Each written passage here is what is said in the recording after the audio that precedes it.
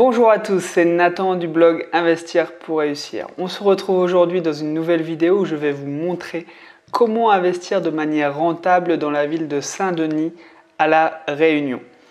Alors, pour moi, un investissement rentable, c'est déjà un investissement qu'on emprunte à 110%.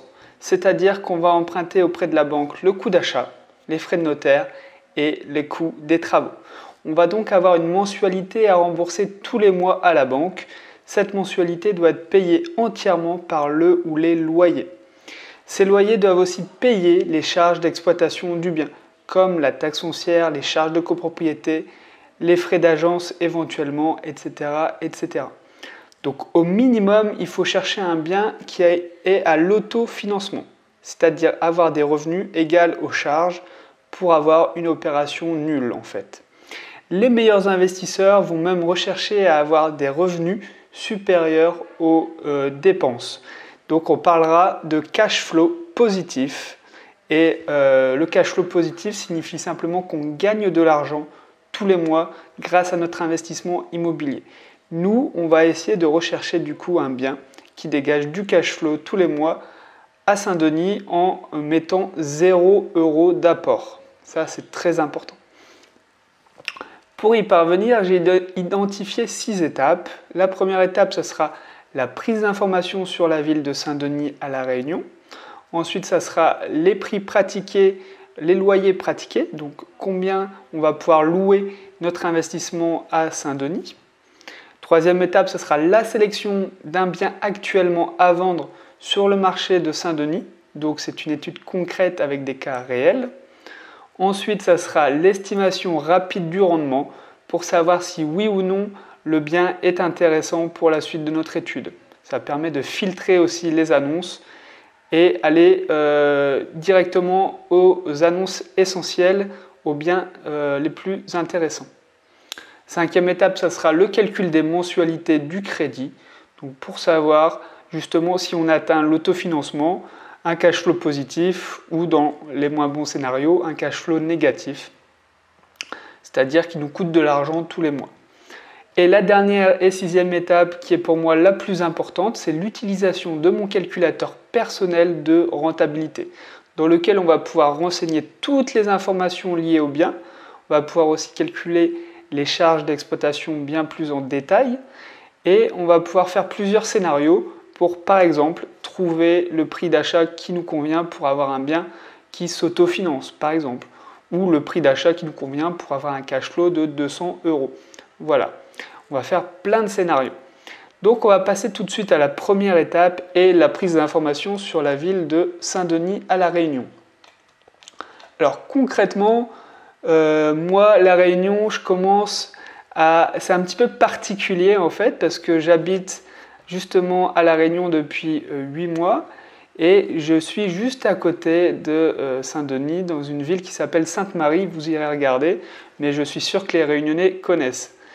Donc c'est un petit peu particulier pour moi, je m'y suis jamais encore intéressé à l'investissement immobilier à Saint-Denis, donc c'est aussi une première pour moi. Mais on va voir que de toute façon, on a des éléments clés qu'on retrouve dans toutes les villes et vous allez comprendre le principe général de toute façon pour chercher du cash flow. Donc la première étape, moi j'aime bien regarder le nombre d'habitants.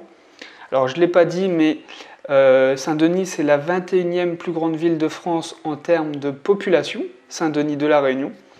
Donc on est sur une des plus grandes villes de France et donc il y a un marché locatif, on le verra, pour à peu près tout. Que ce soit pour de la colocation, location courte durée ou location classique. Il y a un marché immense et on peut louer à peu près tout. On va regarder quand même la population donc sur Wikipédia. On peut trouver ça facilement. Donc on est sur 147 000 habitants. Quand je vous dis que c'est la 21e plus grande ville de France, c'est pas pour rien. C'est bien sûr aussi, on va dire, la préfecture. Oui, voilà, c'est ça, c'est la préfecture du département de La Réunion. Donc on va retrouver aussi des bâtiments administratifs et une population aire urbaine de 202 000 habitants. Donc 147 000 habitants, sachant qu'à La Réunion, il y a à peu près 800 à 850 000 habitants. Hop. Pour ceux qui ne savent pas où se trouve La Réunion, je vais placer La Réunion sur la carte du monde, hein, parce que ça se trouve dans l'océan Indien, entre Madagascar et Maurice. Voilà où se trouve La Réunion.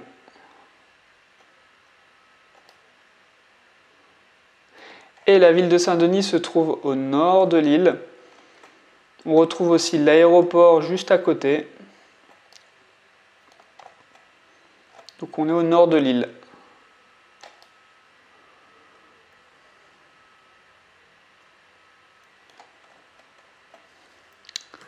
Alors, qu'est-ce que j'ai l'habitude de regarder après en détail dans les villes? Ça va être par exemple les universités, hein, et surtout les étudiants. Pourquoi les étudiants? Parce que ce sont un profil très intéressant pour notre location.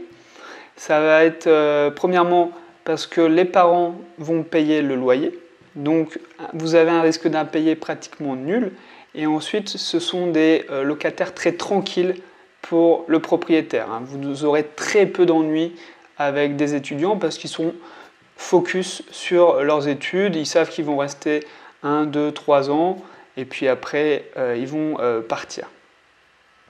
Ensuite, vous avez, pour ceux qui sont intéressés par la location courte durée, la location saisonnière, j'aime bien regarder le nombre d'hôtels dans une ville ou dans un quartier parce que les hôtels ont fait des études de marché bien plus approfondies que nous en tant que particuliers.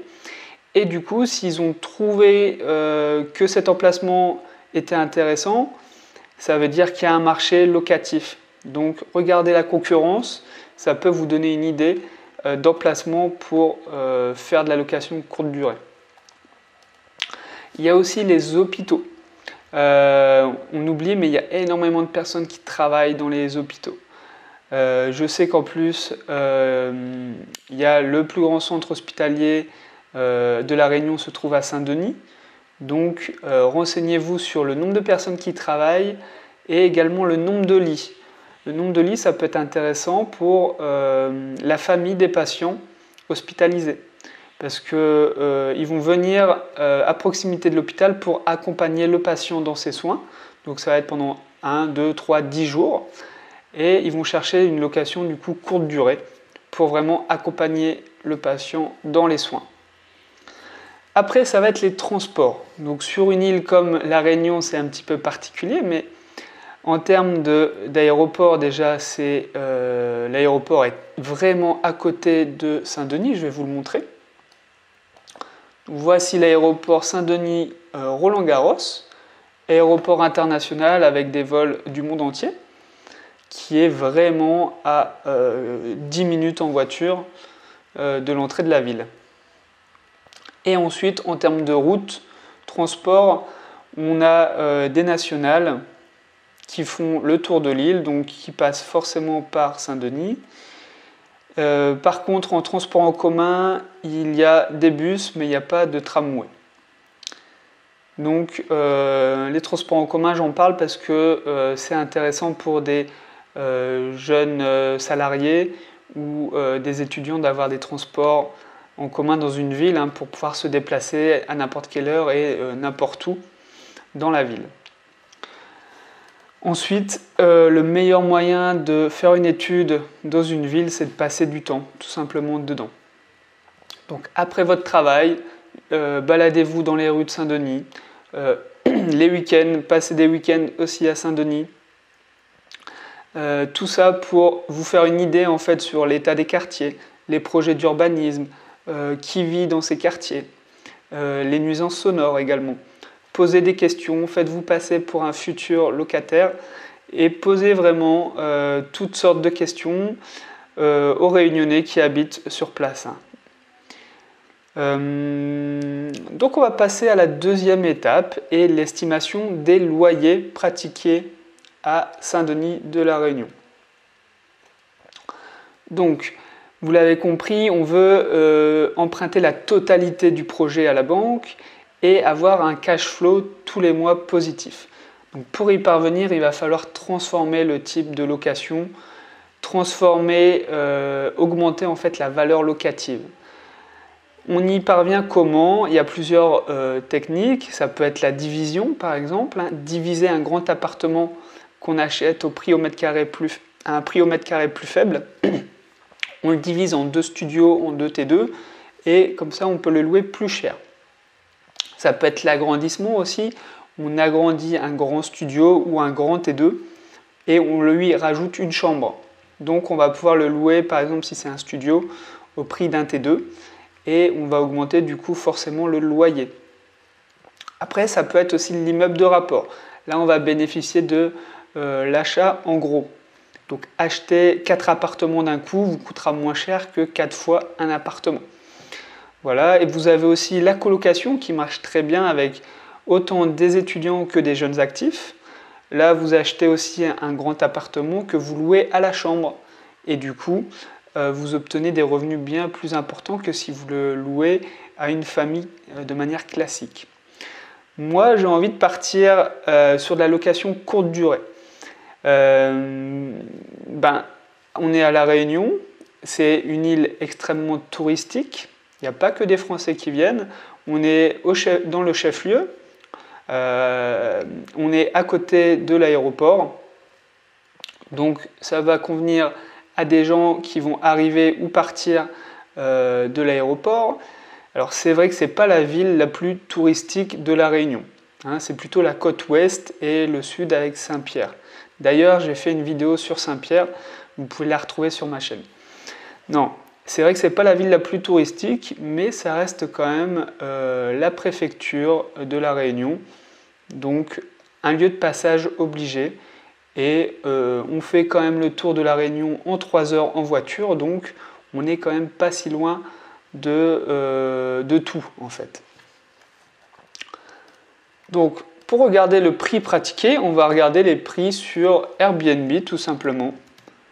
Airbnb, Saint-Denis, La Réunion.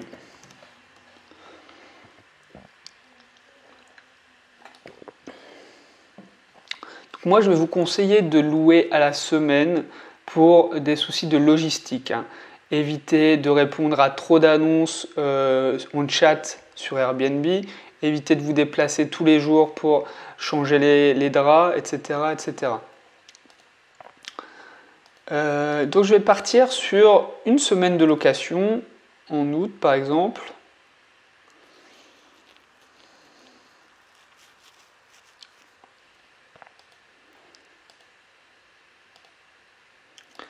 On va regarder pour 2 personnes, capacité d'accueil de 2 personnes, comme ça on visera des studios ou des T2. Pas besoin de viser trop gros pour le moment, je pense qu'on maximisera la rentabilité avec une petite surface. On va rechercher aussi des logements entiers. Et après, je regarde les studios. Donc on est sur... Alors, il faut regarder l'emplacement aussi, parce que vous voyez qu'ici, 36 €, c'est pas du tout au centre-ville de Saint-Denis.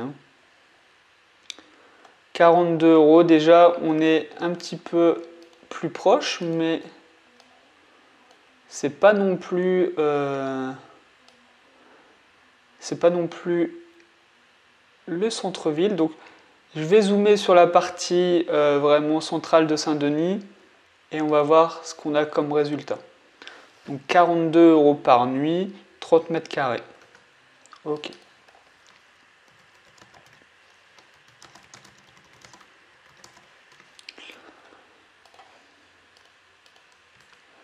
Ensuite, on a ici 52 € par nuit. Ok.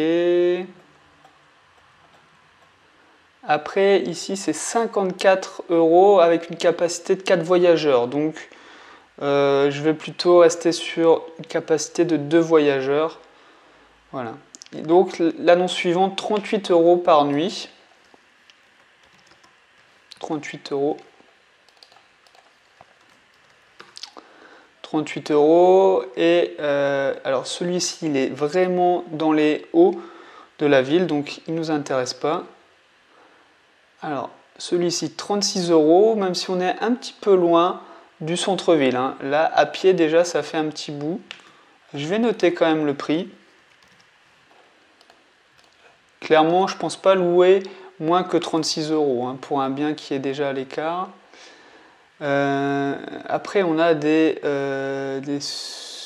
biens à 74 € la nuit. 74 et 47 € également. Ok, donc on va faire un petit résumé des prix pratiqués de location à la nuit. Donc on a des prix allant de 36 à 74 €, donc il y a un sacré écart entre le minimum et le maximum. Nous, on va partir sur un prix de location où on ne prend pas de risque. Hein. On est sûr de louer à ce prix-là, histoire de ne pas fausser notre calcul. Quitte à faire un deuxième scénario avec un loyer un petit peu plus élevé.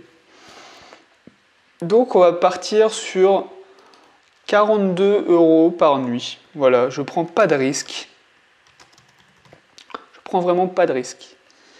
Alors 42 € par nuit, en fait, ça comprend, sur Airbnb, hein, ça comprend les frais de ménage, ça comprend aussi la taxe de séjour. Donc c'est vraiment le prix qui est affiché ici. Ça, c'est pour les précisions, en fait. Donc clairement, c'est ce qui va arriver dans votre poche pour chaque nuit louée. Hein, c'est ce qui nous intéresse. Après, la part de taxes de séjour, frais de ménage, peu importe. C'est ça le plus important. Ok, on va passer à l'étape numéro 3 et la sélection d'un bien actuellement à vendre à Saint-Denis de la Réunion. Donc on va chercher des biens entre 17 et 25 mètres carrés. On va voir un petit peu ce qu'on a. Donc je vais utiliser le site de Bien Ici. Vous allez voir, il permet de voir l'emplacement des biens à vendre. Et ça, c'est très important dans une ville très étendue comme Saint-Denis. Je ne sais pas si vous l'avez vu, mais ça va jusque dans les montagnes à plus de 1000 mètres d'altitude. Donc nous, on veut quand même rester sur la côte, sur une partie touristique quand même, un peu plus touristique et plus accessible aussi hein, pour les vacanciers. Donc Saint-Denis, hop.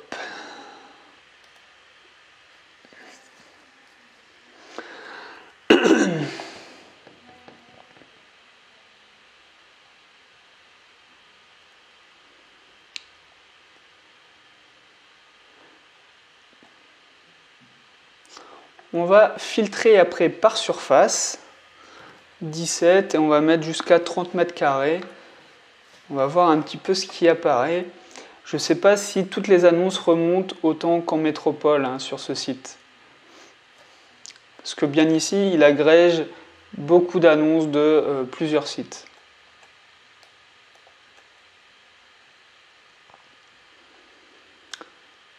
Ok. Bon, bah, on a quand même quelques biens. On va regarder donc déjà les prix les plus bas. Les prix les plus bas, c'est parce qu'on fait toujours une bonne affaire dans l'immobilier à l'achat. Donc, dès qu'on peut, on va acheter le plus bas possible et ça va nous permettre aussi de filtrer les annonces pour se concentrer sur les annonces déjà les plus basses. Ben, on a un appartement vraiment sympa.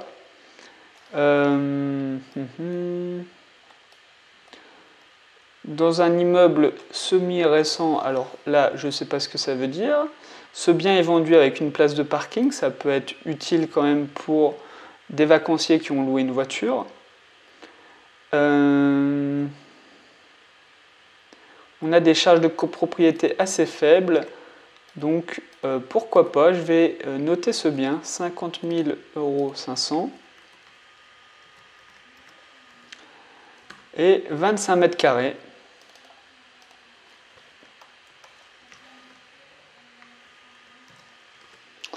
Ok. Est-ce qu'on a un autre bien? Peut-être...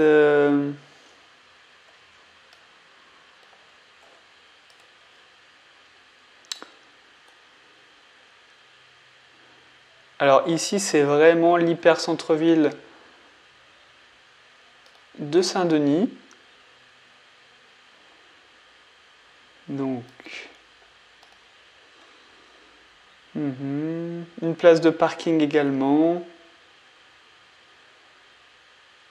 Alors là, on nous dit que les charges et la taxe foncière sont peu élevées. Bon, on ne sait pas la valeur, hein, il va falloir les demander de toute façon. Je vais noter 62 000 €, 26 mètres carrés.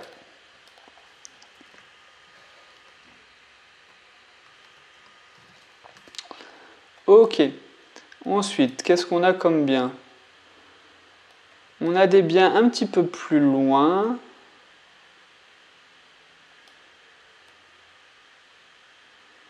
On a des biens à 60 000 € dans le quartier de la Trinité. D'accord. Bon. Quartier Montgaillard en fait, hein, c'est ce qu'ils disent. Ok, 60 000 €, 60 000 €, 26 mètres carrés, on va noter. Alors là, je suis tiraillé entre deux biens. J'ai envie de dire les deux premiers qui m'avaient l'air un petit peu mieux placés. Et entre les deux, ben, il y a quand même près de 10 000 € d'écart. Donc ça fait quand même un gros écart, hein, sur 62 000 €. Donc j'ai envie de partir quand même sur le bien à 50 000 €. 50 000 500 €. En tout cas pour notre étude. Après bien sûr il faut visiter, voir le quartier, voilà, se renseigner autour du quartier, visiter le bien, hein, forcément. Mais nous on va partir sur cette annonce là pour la suite de notre étude. Tout simplement parce que c'est le bien le moins cher avec une surface correcte et un emplacement aussi correct.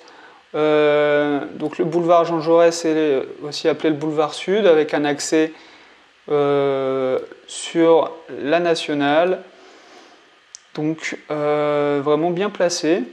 Alors effectivement on ne peut pas aller non plus à pied au centre-ville, mais enfin si on a envie de marcher on peut, hein, forcément.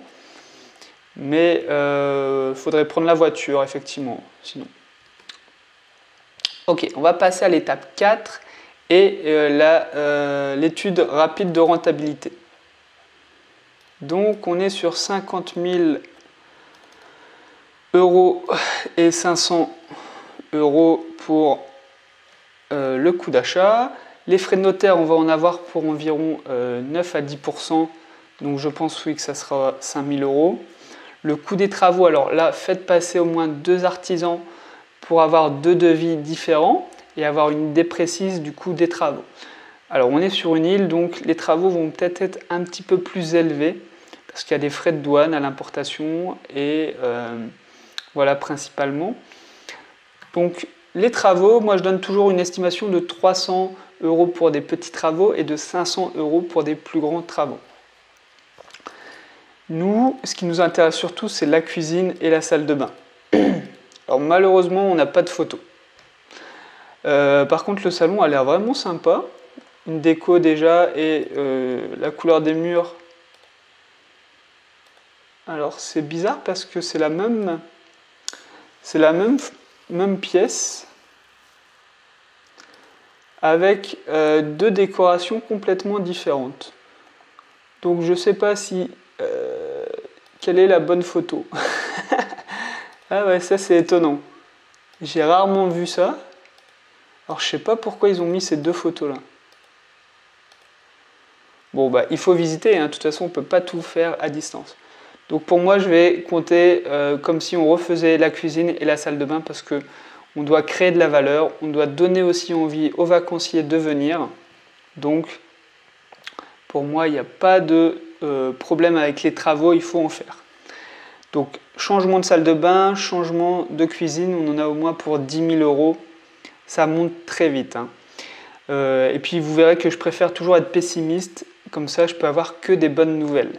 Donc 10 000 € plus 5 000 € pour rénover l'ensemble de l'appartement, prise, chauffage, fenêtre, je ne sais pas encore ce qu'il va avoir, mais je pars sur un budget travaux de 15 000 €. Ce qui nous donnerait un coût total de 70 000 € 500. Ok. Et on espère louer à la nuit 42 € par nuit. 42 € par nuit, si on prend des mois de 30 jours, on arrive à... Je suis en train de faire les calculs en même temps que vous. 42 € x 30, 1260 € brut. Ok, donc là on va simplement regarder si ça respecte la règle des 1%. Alors la règle des 1%, c'est plutôt un indicateur, c'est de savoir si un mois de loyer brut correspond au minimum à 1% du coût total du projet. Alors avec 1260 €, on explose la règle des 1%, vu qu'on pourrait aller jusqu'à acheter pour 126 000 €. Tout ça, il faut mettre entre parenthèses quand même, parce qu'on n'a pas encore pris la vacance locative, qui va être bien plus élevée que lors d'une location classique à une famille, par exemple. Donc on met entre guillemets, mais c'est un très bon signe. On est pratiquement à 2%, donc c'est un très très bon signe. On va le vérifier ça tout de suite dans l'étape 5. Donc on a un coût total du projet de 70 000 € 500.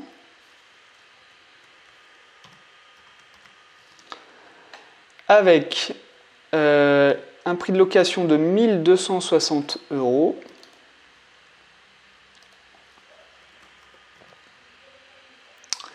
On va enlever automatiquement 30% pour avoir une estimation des revenus nets. Pourquoi? Parce que la banque va appliquer ce même barème. Ils savent que vous avez des charges d'exploitation liées à votre bien. Je parlais tout à l'heure des frais d'agence, de la vacance locative, des futures réparations, de la taxe foncière, des charges de copropriété, etc., etc. Donc nous aussi, on va enlever 30%, ce qui nous fait, on enlève donc 360 € à peu près. Et donc on est dans les 900 € en estimation nette à quelques euros près. Donc on va voir combien nous coûte notre crédit immobilier pour 70 000 € 500 empruntés. Pour ça, vous utilisez une calculatrice, par exemple celle-ci, celle de meilleur taux est excellente. Donc 70 000 € 500. Prenez la durée de prêt la plus longue possible pour un investissement locatif, c'est important. Pourquoi? Pour avoir les mensualités les plus basses possibles et ainsi vous rapprocher de l'autofinancement et avoir un meilleur cash flow également, ça va ensemble. Alors bien sûr, le coût total du crédit va être plus élevé parce qu'on prend une durée plus longue, mais ce qu'il faut bien prendre en compte, c'est que ce n'est pas vous qui payez le crédit, mais bien les locataires. Et c'est vraiment en utilisant l'argent des autres qu'on arrive à s'enrichir. On utilise l'argent de la banque pour acheter un bien de 50 000 € et on utilise l'argent des locataires pour rembourser ce bien. Le taux d'intérêt, n'espérez pas le meilleur taux non plus. Nous, on va emprunter la totalité à la banque, donc c'est plus risqué. Et du coup, ça signifie un taux plus élevé pour nous. C'est une sorte de sécurité pour la banque, ils augmentent le taux. Ne vous focalisez pas trop sur ce taux, regardez plutôt si vous arrivez à emprunter la totalité, c'est bien le plus important. Et le taux d'assurance, par contre, vous pouvez obtenir mieux, et 0,1%, ça me semble correct. Moi, j'ai obtenu 0,07%. Donc, on a des mensualités de 356 €.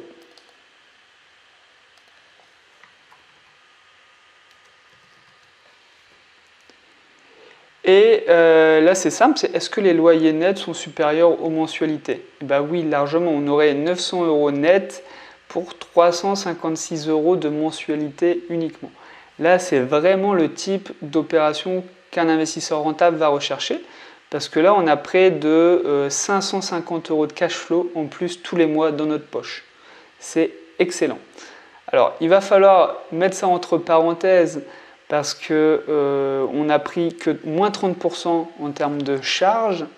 On va voir que réellement, tout de suite dans l'étape 6, que réellement on va avoir quand même plus de charge que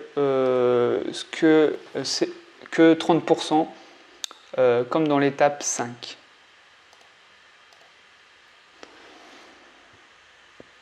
Je reprends les chiffres du bien, donc on est sur 50 500 €.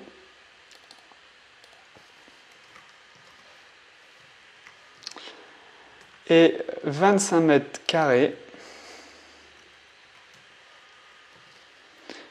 Montant des travaux, on était parti sur 15 000 € à faire confirmer par un artisan. Les frais de notaire sont calculés automatiquement dans mon calculateur. Les frais de dossier bancaire, on n'avait pas pris ça en compte, mais c'est le coût du dossier bancaire. Essayez de le négocier à 0 €, mais si vous n'y parvenez pas, j'ai au moins provisionné cette somme à 500 €. Ensuite, on va avoir la valeur du mobilier. Ça aussi, on ne l'avait pas pris en compte au début. On va louer une location courte durée, donc bien sûr, on va louer en meublé. On va avoir aussi un avantage au niveau fiscal, j'en parlerai tout de suite après. Donc meubler un appartement, un studio, ça nous coûterait peut-être 2 000 € au grand max pour un studio à un étudiant. Mais là, pour de la location courte durée, il va falloir mettre un petit peu le paquet au niveau de déco. Hein. Le but, c'est d'attirer vraiment les vacanciers. Donc ne soyez pas radin, j'ai envie de dire, dans le budget immobilier et mettez le prix. Donc peut-être 3 000 €, peut-être 4 000 € pour certains. Je sais effectivement que le mobilier est plus cher quand même à La Réunion. Donc peut-être 3 500 €, histoire de vraiment se démarquer du lot et attirer les locataires. Hein. Si ça peut vous permettre de louer pratiquement toutes les nuits, il vaut mieux rajouter 1 000 € en déco. Hein. Ça sera très vite rentabilisé. En termes de financement, ça on garde les mêmes chiffres qu'à l'étape 5, un prêt sur 20 ans. Alors, la fiscalité maintenant dans l'immobilier. Alors, il faut savoir que chaque euro touché dans l'immobilier va être taxé par rapport à votre tranche marginale d'imposition. Elle-même est définie par vos revenus de salarié. Plus vous gagnez d'argent, plus vous montez de tranche. Donc, dans notre exemple, on a un taux à 30%. Donc, il faudrait taxer chaque euro dans l'immobilier à 30%, plus, j'ai oublié, plus rajouter les prélèvements sociaux, ou également appelé la CSG, de 17,2%. Donc vous comprenez vite l'impact énorme de la fiscalité, vu que vous payerez 47,2% sur chaque euro touché. Ce n'est pas des euros dans votre poche. Hein. Sur les euros touchés, vous devez rembourser votre prêt et vous devez aussi rembourser les charges d'exploitation. Hein. Donc c'est très important. Heureusement, avec la location meublée, on peut amortir la valeur du bien sur 30 ans. Donc 50 000 €, on peut l'amortir sur 30 ans. Ça fait un peu moins de 2 000 € par an quand même de création de déficit. Ensuite, on peut amortir la valeur des travaux. Ça, c'est pareil en location nue. Et on va pouvoir amortir les frais de notaire. Ça, c'est pas pareil en location nue. Et amortir la valeur du mobilier sur 6 ans. Donc en fait, vous allez vous créer une sorte de montagne de déficit et chaque année, vous allez rogner ce déficit. Pendant ces années, vous allez payer 0 € d'impôt et au bout d'un moment, forcément, vous allez payer des impôts parce que vous gagnez de l'argent.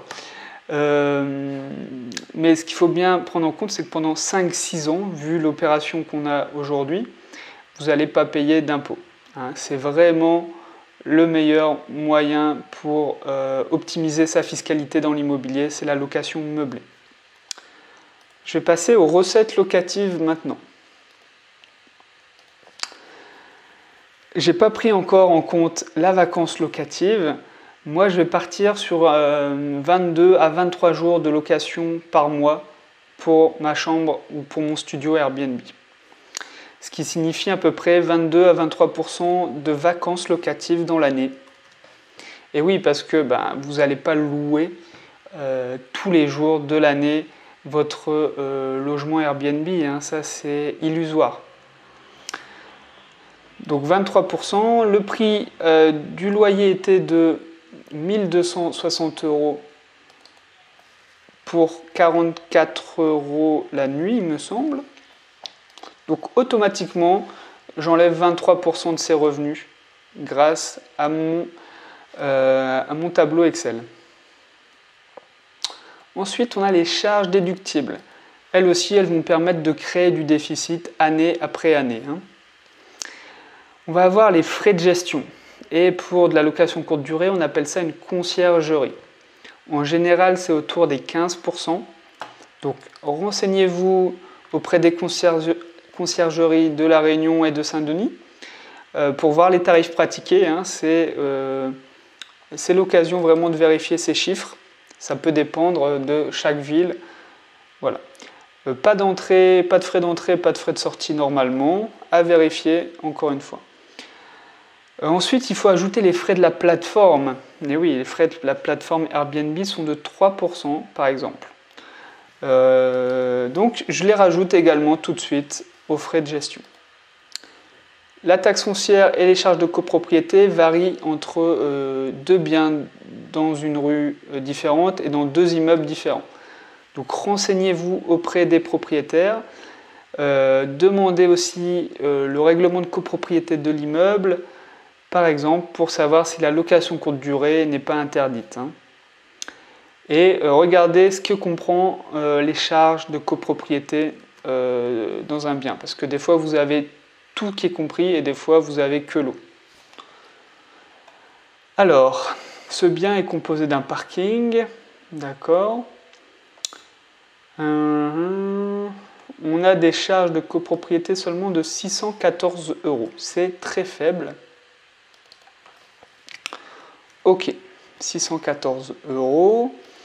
La taxe foncière, il va falloir faire une estimation.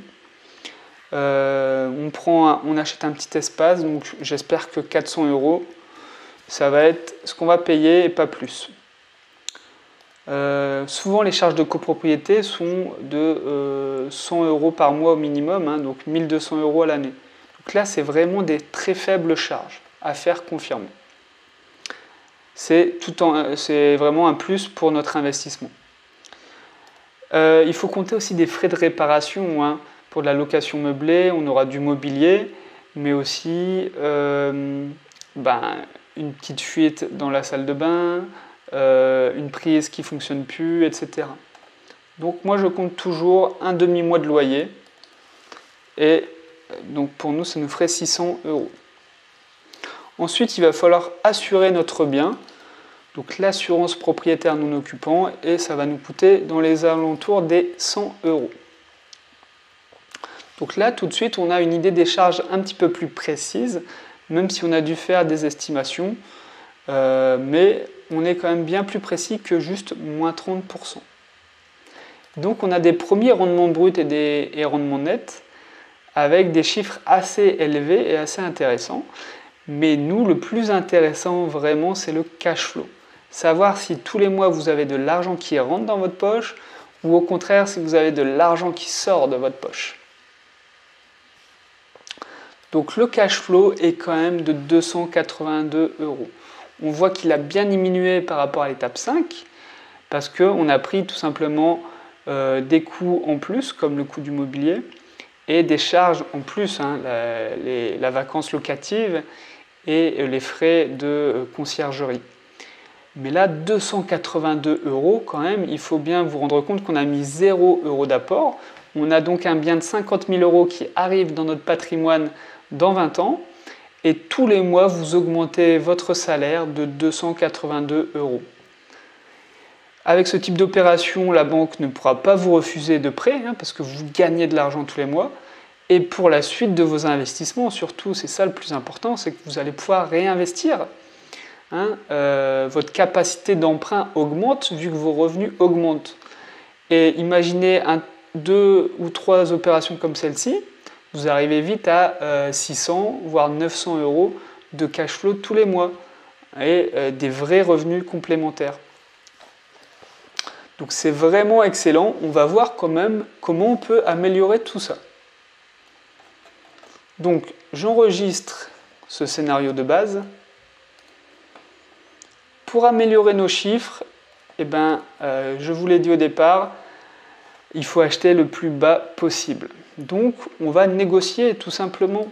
Il ne faut pas avoir peur de négocier. Il y a des dizaines de biens qui se vendent tous les jours à Saint-Denis et partout en France. Donc si ce n'est pas celui-ci, ça sera un autre.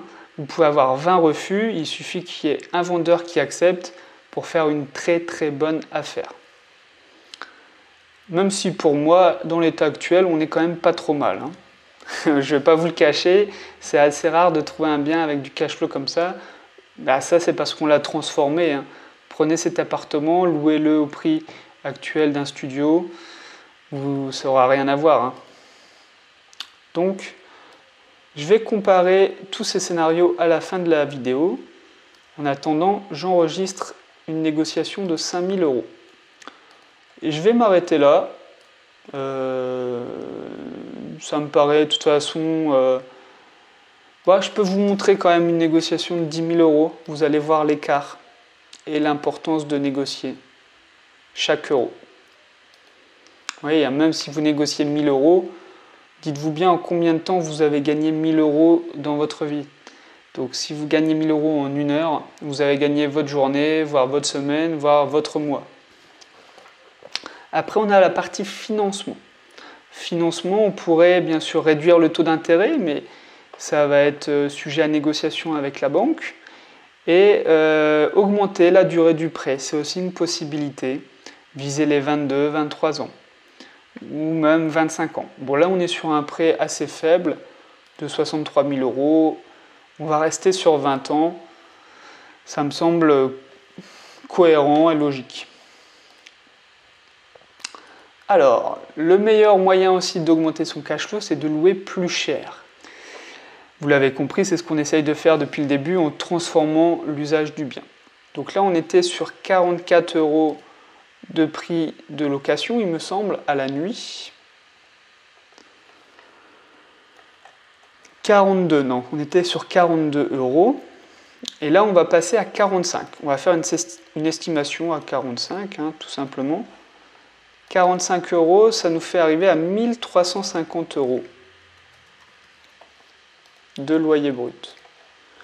Donc, c'est une simulation complètement possible. Si après quelques mois, on commence à avoir beaucoup d'avis favorables et qu'on voit qu'on est surbooké, pourquoi pas augmenter le loyer? C'est un très bon moyen, forcément, pour améliorer son cash flow. Donc, j'enregistre ce scénario. Ensuite, ça peut être les charges déductibles. Réduire les frais, réduire les charges pour améliorer son cash flow. Alors, les frais d'agence ou les frais de conciergerie, je ne suis pas pour m'occuper moi-même d'un bien, surtout pour la location courte durée parce que ça demande énormément de temps, que ce soit pour répondre au chat sur Airbnb, à toutes les questions des futurs vacanciers, que ce soit pour me déplacer, faire l'état des lieux, la remise des clés, faire le nettoyage, et répéter ça toutes les semaines. Donc vous n'avez pratiquement plus aucun week-end.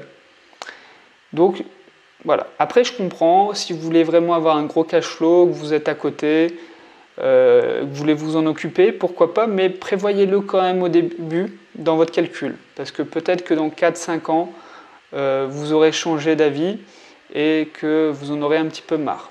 Donc prévoyez-le tout de suite. Moi, j'ai même pas envie de changer de charge déductible parce qu'on a déjà des... Si, je peux vous montrer un scénario moins positif où on trouve le même bien mais avec des charges de copropriété plus élevées, à 1 600 €. On va voir la différence. Là, le cash flow va être moins bon. Plus 1 000 € de charges. Ok, on va comparer du coup tous les scénarios ensemble. Et donc, on voit le cash flow, c'est le plus important. On a les rendements en haut, mais honnêtement, le plus important, c'est vraiment le cash flow. Donc déjà, le scénario de base, on était très bien. 282 € de cash flow. On négocie 5 000 €, on passe à 309 €. Et on négocie 10 000 €, on passe à 336 €. Donc ça a l'air de rien, mais ça fait quand même 50 € de plus tous les mois pendant 20 ans. Hein, donc ça fait quand même un petit paquet. Donc c'est intéressant vraiment de négocier de base le prix du bien. Ensuite, si on augmente le prix de la nuit à 45 €, on passe à 393 € de cash flow. Donc de 336 à 393 €. Et malheureusement, si les charges étaient plus élevées, on rajoutait 1 000 € de charges de copropriété, on passe de 393 à 325 €. Ça reste excellent, hein, mais on voit l'importance des charges. Bon, vous avez pu le comprendre depuis le début de la vidéo, il faut transformer vraiment l'usage d'un bien, le rénover, lui créer de la valeur, augmenter sa valeur locative pour le louer plus facilement, pour le louer plus cher, pour avoir des meilleurs locataires. De toute façon, c'est la règle, créer de la valeur. Ensuite, on a pu faire différents calculs, par exemple la règle des 1%, et comparer après plusieurs scénarios avec différentes négociations. Vérifiez bien sûr l'emplacement du bien, faites des visites, allez contacter des agents immobiliers pour visiter des biens. Vous allez aussi vous aguerrir en visitant plusieurs biens. Et en tout cas, vraiment, il y a de quoi faire à Saint-Denis de la Réunion. Même moi, ça me donne des idées pour investir à la Réunion. Il faut savoir que mes investissements sont dans le nord de la France. Mais bien sûr que je vais investir à la Réunion, ça, il n'y a pas photo. Un marché locatif très intéressant et c'est une île aussi en plein boom de toute façon. Si vous voulez télécharger mon calculateur et vous aussi faire vos propres calculs, c'est dans la description de cette vidéo. Vous pouvez aussi télécharger les 7 astuces pour acheter en dessous du prix du marché. C'est un guide que j'ai écrit et qui est disponible aussi dans la description de cette vidéo. Vous pouvez vous abonner à ma chaîne YouTube si vous voulez en apprendre plus sur l'investissement immobilier. Et moi, je vous souhaite de très bons investissements à Saint-Denis de la Réunion. Peut-être qu'on se croisera sur le terrain, mais je vous souhaite aussi des bons investissements partout ailleurs. Et je vous dis à la prochaine.